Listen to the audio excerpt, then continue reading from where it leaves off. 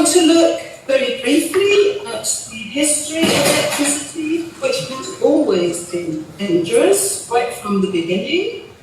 So in 1889, when we had full-scale electrification of the USA and Europe, there was a 4-year flu pandemic, and of course the symptoms of flu are almost identical to the symptoms of electromagnetic radiation poisoning. Then when Marconi was setting up his telegraphy, his wireless telegraphy on the Isle of Wight, 90% of the bees died. And when they brought in fresh bees, those bees also died within 1 week. We had the Spanish flu epidemic at the end of the First World War, and my colleague Arthur Furstenberg and my colleague from the appeal attributes that to very powerful radio transmitters which were introduced at the end of the First World War. That killed 50 million. 1957, Asian flu, due to radar. 1960, Hong Kong flu, that coincided with 28 military satellites going up for space surveillance.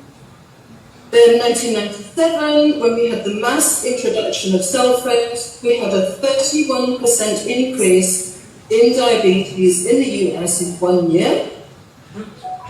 Sport pairs have been found to they don't build the nest and they don't incubate eggs, they just fight if they're within a short distance of the cell type.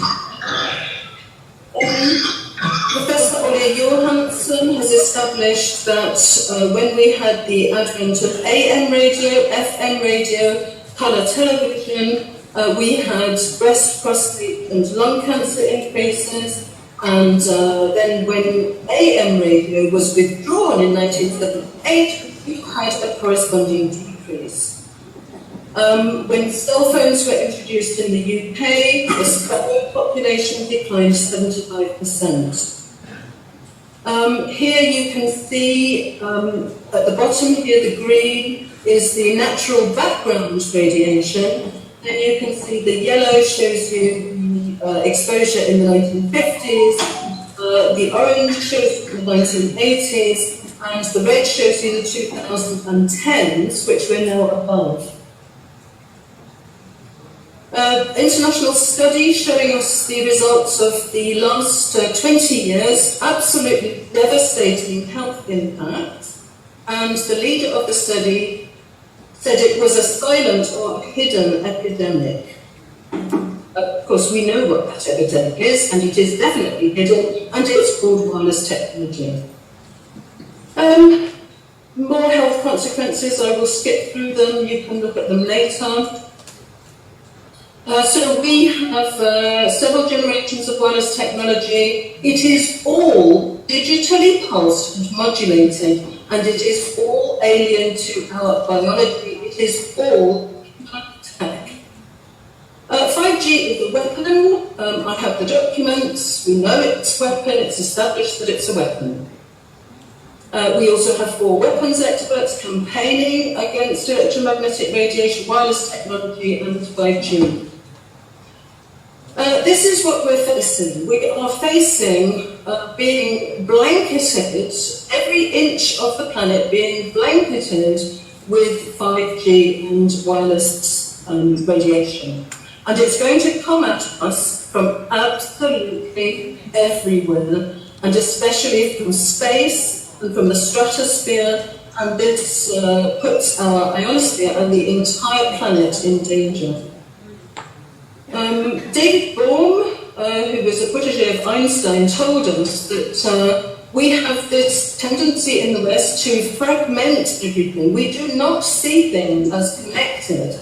So he said that we believe that we can extract the valuable parts of the Earth without affecting the whole. We think it's possible to treat parts of our body and not be concerned with the whole. We think it's possible to deal with various problems in our society without addressing the problems in our society as a whole. So Bohm argued passionately that our current way of fragmenting the world into parts not only doesn't work, but may even lead to our extinction. And that is where we are now. So what we need is we need to rethink everything that we do, and we need to understand that everything is connected.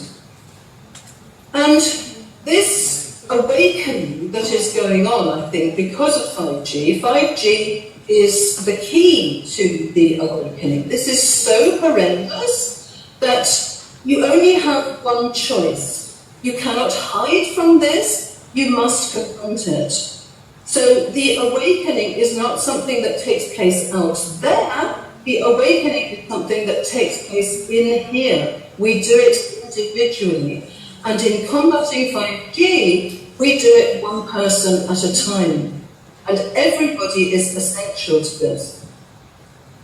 We must make CEOs and government ministers liable for all this.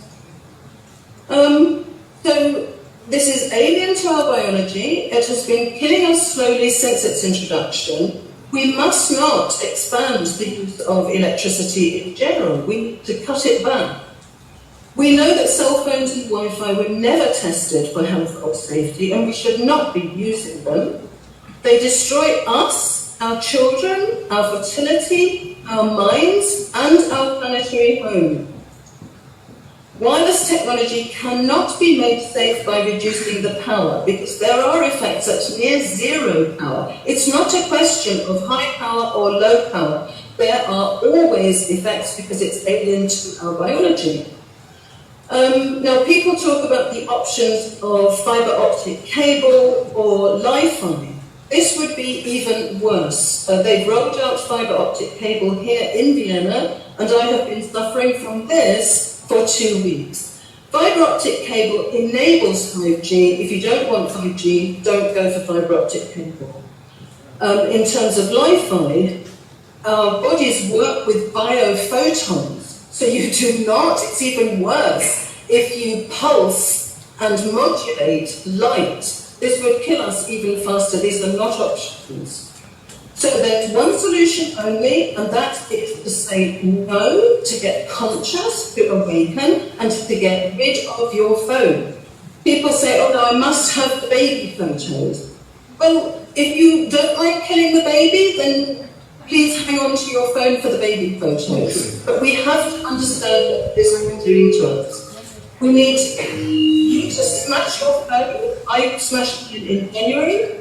Get a landline. They are currently ripping out copper cable all over the planet, so you will have no option for a landline. So please get a landline now.